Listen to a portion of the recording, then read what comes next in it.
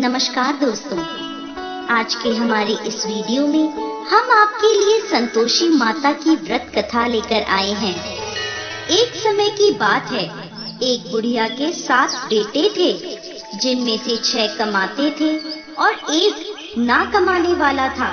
वो बुढ़िया 6 बेटों को अच्छा खाना बनाकर खिलाती, पर 7वें को उन सबका बचा कुचा झूठा खाना खिलाती थी। और वो भोला भाला अपनी माँ की इस चालाकी को समझ नहीं पाता था। एक दिन वो अपनी पत्नी से बोला, मेरी माँ मुझसे बहुत प्यार करती है। तो उसकी पत्नी बोली, वो तुम्हें सबका बचा कुचा खाना खिलाती है। इस बात पर उसे विश्वास नहीं हुआ।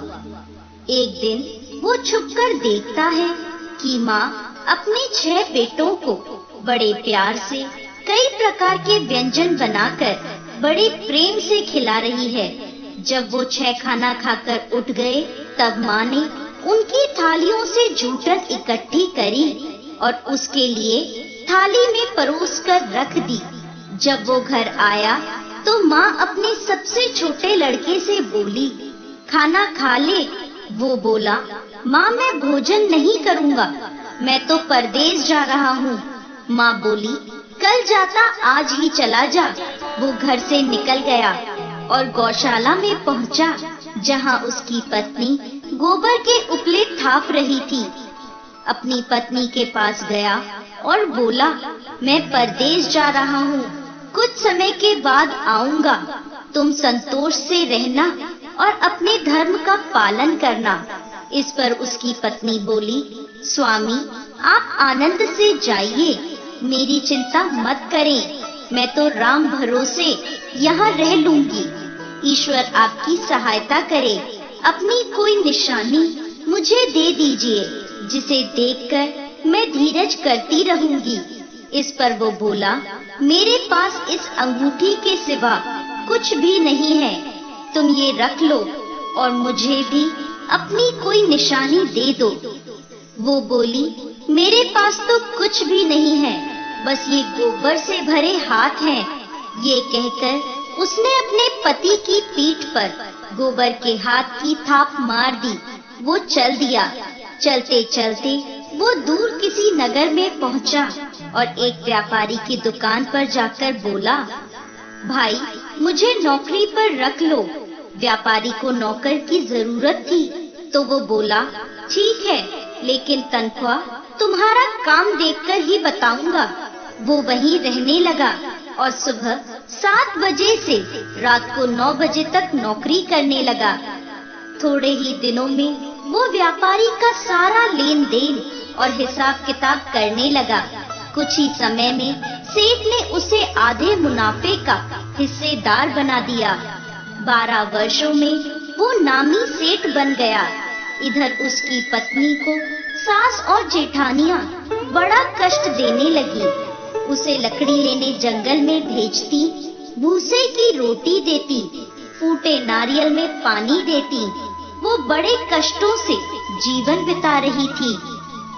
एक दिन जब वो लकड़ी लेने जा रही थी, तो रास्ते में उसने देखा एक मंदिर में कुछ औरतें व्रत कर रही हैं और कथा सुन रही हैं। तो वो पूछने लगी, ये क्या व्रत कर रही हो? इसे करने से क्या होता है और ये कैसे करते हैं? तब एक स्त्री बोली, ये संतोषी माता का व्रत है। इसे करने से मनवांछित फल प्राप्त होता है और गरीबी, मन की चिंताएं, मुकदमे, कलह, रोग आदि सब नष्ट होते हैं। संतान सुख, धन, शांति और मन पसंद वर मिलता है और दूर गए पति के दर्शन होते हैं। उन्होंने उसे व्रत की विधि बता दी।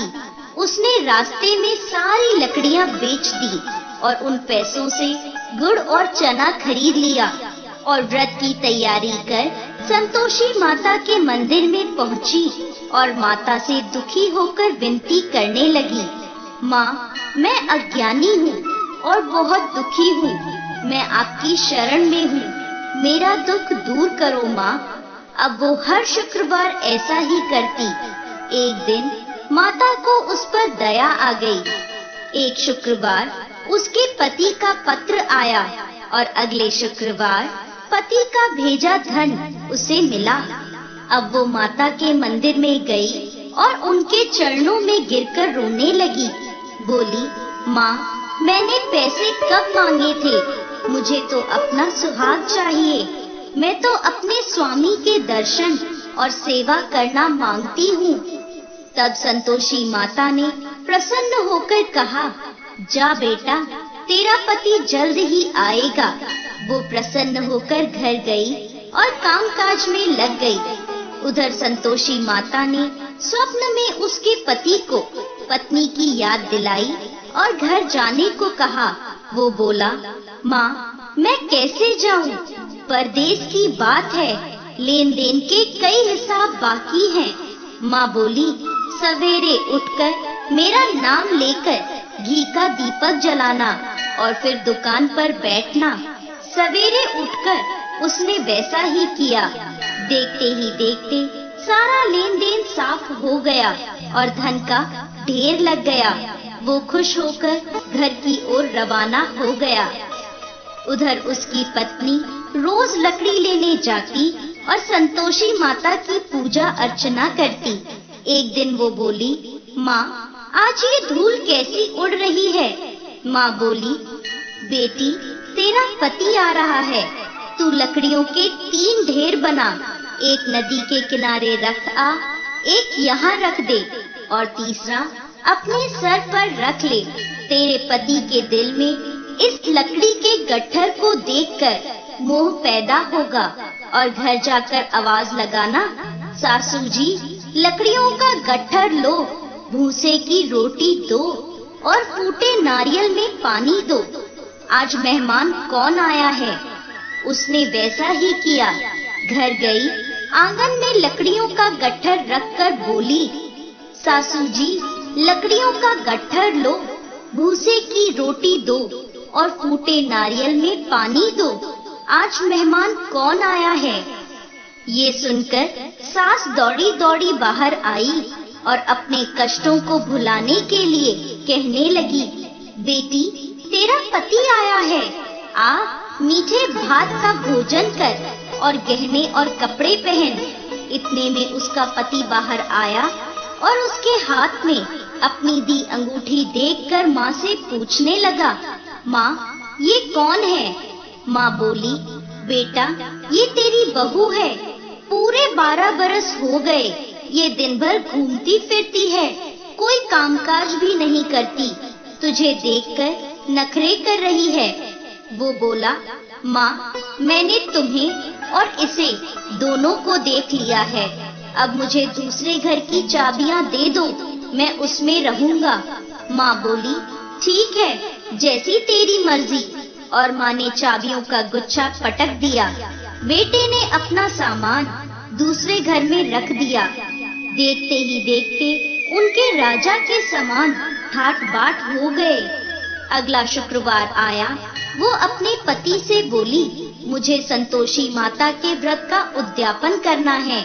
वो बोला, खुशी से करो। वो तैयारियों में लग गई। उसने जेठ के लड़कों को जीमने बुलाया। पीछे से जेठानियों ने अपने बच्चों को सिखा दिया, तुम खाने के बाद खटाई मांगना, जिससे उसका उद्यापन पूरा ना हो। लड़कों ने जीमते ही खटाई मांगी। तब वो बोली, नहीं नहीं, खटाई मैं नहीं दे सकती, ये संतोषी माता का प्रसाद है। लड़के बोले, तो फिर पैसे दे दो। भोली भाली समझ नहीं सकी और उन्हें पैसे दे दिए। वो उन पैसों से खटाई लेकर खाने लगे। इस पर संतोषी माता क्रोधित हो गई। राजा के दूत उसके पति को पकड़कर ले गए। वो बेचारी रोती हुई माता के मंदिर में गई और बोली, माता, ये क्या किया? माता बोली, पुत्री, मुझे दुख है कि तुमने अभिमान करके मेरा व्रत तोड़ा है और इतनी जल्दी सब भूल गई। वो बोली, माता, मैंने तो कुछ गलत नहीं किया, मैंने भूल से लड़कों को पैसे दे दिए, मुझे क्षमा करो, मैं दोबारा तुम्हारा उद्यापन करूंगी। माता बोली, जा, तेरा पति रास्ते में आता हुआ मिलेगा। वो चली गई। रास्ते में उसे उसका पति आता हुआ दिखा। उसके पूछने पर बोला, राजा ने मुझे मिलने के लिए बुलाया था। अगले शुक्रवार उसने फिर उद्यापन किया। जेठ के लड़कों को बुलाया। जेठानियों ने फिर उन्हें सिखा दिया। लड़के भोजन के पहले बोले, खटाई मिलेगी? तब वो बोली, खटाई नहीं मिलेगी। अब उसने ब्राह्मण के लड़कों को बुलाकर भोजन कराया और दक्षिणा दी। संतोषी माता उससे प्रसन्न हो गई और 9 महीने बाद उसके चंद्रमा के समान सुंदर पुत्र हुआ। वो अपने पुत्र को लेकर रोजाना मंदिर जाने लगी। एक दिन संतोषी माता ने सोचा, ये रोज यहाँ आती है, आज मैं इसके घर जाकर इसका ससुराल देखती हूँ। ये सोचकर संतोषी माता ने भयानक रूप धारण करा। गुड़ व चने से सना मुख, सूंड के समान होठ, जिन पर मक्खियाँ भिनभिना रही थी, ऐसी सूरत में वो उसके घर गई। दहली में पांव रखते ही उसकी सास बोली, देखो कोई डाकिन आ रही है, उसे भगाओ वरना किसी को खा जाएगी। सभी घर वाले भागकर घर की खिड़कियां और दरवाजे बंद करने लगे। तभी उसने ऊपर की खिड़की से देखा तो वहीं से चिल्लाने लगी, आज मेरी माता मेरे घर आई है, आज मेरी माता मेरे घर आई है। उसकी सास बोली, पगली किसे देखकर उतावली हुई है, बच्चे को भी पटक दिया। बहू बोली, माताजी, मैं जिन संतोषी माता का व्रत करती हूँ, ये वो माता हैं। ऐसा कहकर उसने सारी खिड़कियाँ और दरवाजे खोल दिए। सबने संतोषी माता के चरण पकड़ लिए और विनती कर कहने लगे, हे माता, हम मूर्ख हैं, अज्ञानी हैं, पापी हैं, आपके व्रत की विधि हम नहीं जानते। आपका व्रत भंग कर हमने बहुत बड़ा अपराध किया है। हे जगत माता, हमारा अपराध क्षमा करें। माता बहुत खुश हुई। हे संतोषी माता, जिस प्रकार आपने बहू को फल दिया, वैसा ही इस कहानी को कहते, सुनते और हुंकार भरते सबको देना। दोस्तों, संतोषी माता को संतोष, सुख, शांति और वैभव की माता के रूप में पूजा जाता है। माता संतोषी भगवान श्री गणेश की पुत्री हैं। इनका यह व्रत करने से धन, विवाह, संतान आदि भौतिक सुखों में वृद्धि होती है। ये व्रत शुक्ल पक्ष के प्रथम शुक्रवार से शुरू होता है और 16 शुक्रवार तक व्रत कर इसका उद्यापन किया जाता है। गुड़ और चने का भोग माता को लगाया जाता है। ये व्रत करने वालों को खट्टी चीजों को ना ही खाना चाहिए और ना ही हाथ लगाना चाहिए। बोलिए संतोषी माता की